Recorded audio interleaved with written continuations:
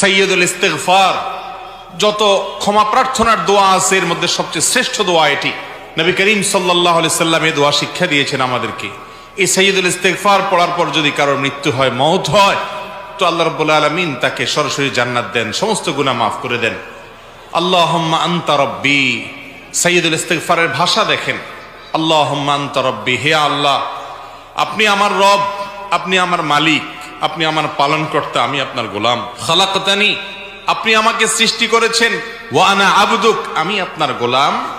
ওয়া আনা আলা আহদিকা ওয়া ওয়া'দিকা মাস্তাতা'ত, আপনি যে আমাকে আপনার রব হিসাবে আমার কাছ থেকে যে স্বীকৃতি নিয়েছেন, আমার কাছ থেকে যে ওয়াদা নিয়েছেন যে আমি আপনার কথা মেনে চলবো, আমি চেষ্টা করেছি, যতটুকু সম্ভব হয়েছে সে অনুযায়ী চলেছি।